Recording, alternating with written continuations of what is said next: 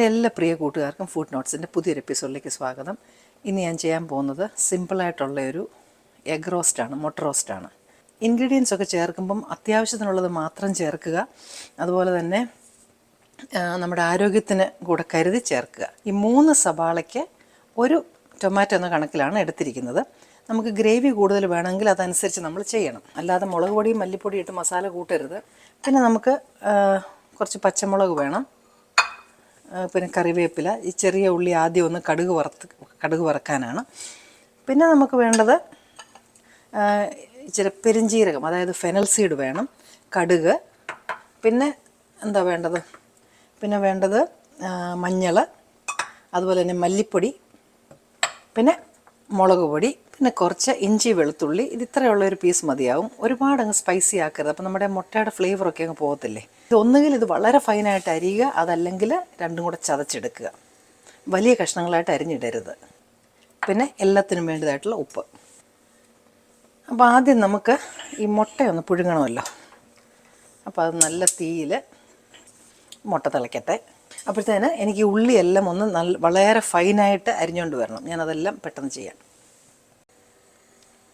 ഉള്ളി അരിയുമ്പം കുറച്ച് അരിയുക. അപ്പോൾ നമുക്കത് പെട്ടെന്ന് മൂത്ത് കിട്ടും. എത്രയും നന്നായിട്ട് ഉള്ളി വഴലുന്നോ അത്രയും നല്ല ടേസ്റ്റ് ആയിരിക്കും നിങ്ങളുടെ മുട്ടക്കറിക്ക്. നമ്മുടെ മുട്ട തിളയ്ക്കാൻ തുടങ്ങിയിട്ടുണ്ട്. മുട്ട ഒരു മിനിറ്റ് തിളയ്ക്കാൻ സമ്മതിക്കണം കേട്ടോ. 1 മിനിറ്റ് തിളച്ചതിന് ശേഷം നമ്മളത് ഓഫ് ചെയ്തിടണം. അപ്പോൾ ഇത് ഞാൻ ഓഫ് ചെയ്തിടാം. ഇപ്പോൾ ചുവട് കട്ടിയുള്ളൊരു പാത്രത്തിനകത്ത് നമുക്ക് പരിപാടി തുടങ്ങാം.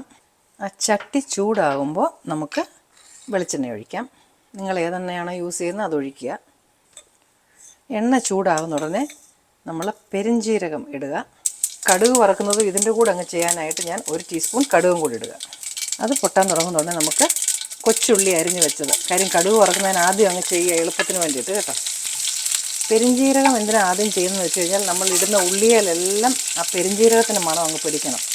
ഇതിന് ഒരുപാട് പിന്നെ നമ്മൾ ഒടുവിൽ ഗരം മസാല ഒന്നും ഇട്ടങ്ങ് ഒരുപാട് മസാലവൽക്കരിക്കേണ്ട കാര്യമില്ല, അതുകൊണ്ടാണ് കേട്ടോ.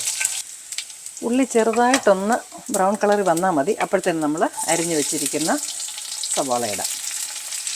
പച്ചമുളക് ചെറുതായിട്ട് അരിഞ്ഞിടണം. പച്ചമുളക് ഇതിനകത്ത് മറ്റ് മസാല ഒന്നും ഇട്ടില്ലല്ലോ നിങ്ങൾ വിചാരിക്കേണ്ട. വേണമെങ്കിൽ നിങ്ങൾക്കൊരു കറുവാപ്പട്ട വേണമെങ്കിൽ ഇടാം, അതിൻ്റെയും ആവശ്യമില്ല. ഈ പെരുംജീരകം മാത്രം മതി. ഇങ്ങനൊന്ന് ഒരു ദിവസം വെച്ച് നോക്കുക, കാര്യം നമ്മൾ പലതരത്തിൽ വെക്കുമല്ലോ. 1 ടീസ്പൂൺ ഉപ്പും കൂടെ നമുക്കിപ്പോൾ അങ്ങിടാം.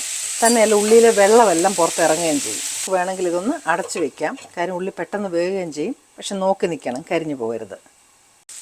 ഉള്ളി ഇപ്പോൾ പകുതി വഴന്നു. ആ സമയത്ത് നമുക്ക് നമ്മൾ ഇടിച്ചു വെച്ചിരിക്കുന്ന ഇഞ്ചി വെളുത്തുള്ളി ഇതിനകത്തേക്ക് ഇടണം. നന്നായിട്ട് ഇളക്കി. അപ്പം ഞാൻ ഇനി ഒരു ചെറിയ തീയിൽ നമ്മളിന്ന് അടച്ചു വെച്ച് കുറച്ചുകൂടെ ഒന്ന് വഴലട്ടെ. ആ ചൂടുവെള്ളം ഞാനങ്ങ് കളഞ്ഞു. ഒരു 5 മിനിറ്റ് ഇരുന്നതിന് ശേഷമാണ് കളഞ്ഞത് കേട്ടോ. ഇനി അതിനകത്തേക്ക് കുറച്ച് തണുത്ത വെള്ളമൊന്ന് ഒഴിച്ച് നമുക്കത് പെട്ടെന്ന് മുട്ടയുടെ അകത്തെ ചൂട് മാറുന്നതിന് മുമ്പ് ഒന്ന് പൊളിച്ചെടുക്കണം. ഈ മുട്ട പൊളിക്കുന്നതും ചിലപ്പോൾ മെനക്കേടാണ്, കാരണം ചിലതിൻ്റെ തോട് പെട്ടെന്ന് പോവില്ല. അപ്പോൾ ഇത് നമുക്കൊന്ന് നോക്കാം. ഞാൻ ആദ്യം ചെയ്യുന്നത് എങ്ങനെയാണെന്ന് വെച്ചാൽ, ഇത് ഫുള്ള് വട്ടത്തിൽ ഞാനതങ്ങ് അതിൻ്റെ തോടങ്ങ് പൊട്ടിക്കും. എന്നിട്ടാണ് ഞാൻ ഭാഗ്യം പരീക്ഷിക്കാറ്. കാര്യം ചിലപ്പം പെട്ടെന്ന് ഇളകി വരും, ചിലപ്പോൾ അതിന് പുതിയ മുട്ടയൊക്കെ അതിന് താമസം വരും. ഇതിപ്പം ഇളകി വരാൻ എളുപ്പമാണ്. വേണ്ട,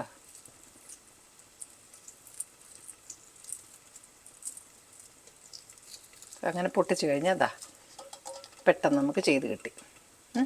അങ്ങനെ നമ്മൾ ഈ മുട്ട എല്ലാം ഒന്ന് പൊളിച്ചെടുക്കണം. ഉള്ളി ഇങ്ങനെ നന്നായിട്ട് വഴന്ന് വന്നിട്ടുണ്ട്. കരിയാതെ അരിഞ്ഞു വെച്ചിരിക്കുന്ന ടൊമാറ്റോ ഇതിനകത്തേക്ക് ഇടാം.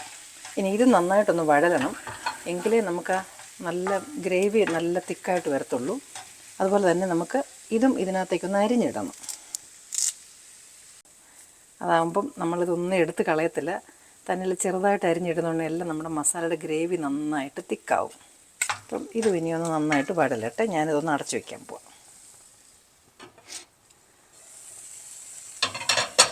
കണ്ട, ഇത് നന്നായിട്ട് വെന്തിട്ടുണ്ട്. 1 ടീസ്പൂൺ മുളക് പൊടി, ടീസ്പൂണാണേ, പച്ചമുളക് ഇട്ട കാര്യം മറന്നു പോകരുത്. പിന്നെ ഒരു 2 ടീസ്പൂൺ മല്ലിപ്പൊടി, ഒരു 1/2 ടീസ്പൂൺ മഞ്ഞൾ, 1/4 ടീസ്പൂൺ കണ്ട വളരെ കുറച്ച്. കാര്യം മുട്ടയ്ക്ക് ഒരുപാട് മസാല ഇടരുത്. നമ്മൾ ഒരുപാട് മസാല ഇട്ട് അതിൻ്റെ ടേസ്റ്റ് അങ്ങ് കളയാൻ പാടില്ല. എല്ലാം മിതമായിട്ട് മാത്രം. അപ്പോൾ ടൊമാറ്റോ ഉള്ളതുകൊണ്ട് അത് കരിഞ്ഞു പോകത്തില്ല. നല്ലപോലെ അതിൻ്റെ ആ ജ്യൂസിനകത്ത് നന്നായിട്ട് അങ്ങ് വഴന്നോളും. നമ്മളിപ്പോൾ ഒരു 30 സെക്കൻഡ്സ് ടു 1 മിനിറ്റ് അത് ഒന്ന് വഴറ്റി അതിന് ശേഷം നമുക്ക് അതിനകത്തേക്ക് കുറച്ച് വെള്ളം ഒഴിക്കാം. നമുക്ക് ആവശ്യമുള്ള പോലെ പറഞ്ഞാൽ ഒരുപാട് അല്ല, എങ്കിലും ഗ്രേവി തിക്കായിട്ടിരിക്കണം. അപ്പോൾ അതിനകത്ത് വെള്ളം ഒഴിച്ചു. എന്നിട്ട് ഇതിനകത്തേക്ക് നമ്മൾ പൊളിച്ച് വെച്ചിരിക്കുന്ന മുട്ടയും കൂടി ഇടാം. ഇങ്ങനെ 1 2 ഭാഗം ഒന്ന് വരഞ്ഞ് ഇടാം.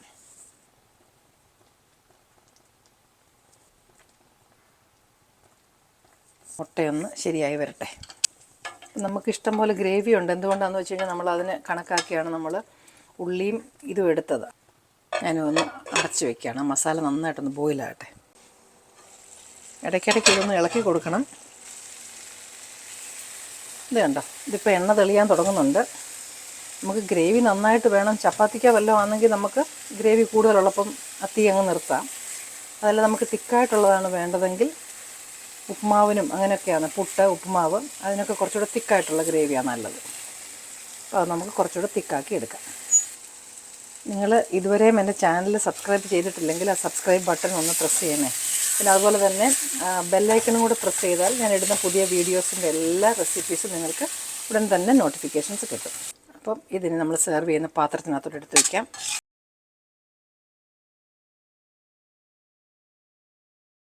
ഇനിയും നിങ്ങൾക്ക് ഇതുപോലെ ഇഷ്ടപ്പെടുന്ന മറ്റു നല്ലൊരു വിഭവമായിട്ട് ഞാൻ വീണ്ടും എത്തും. Till then I M signing off and you stay safe.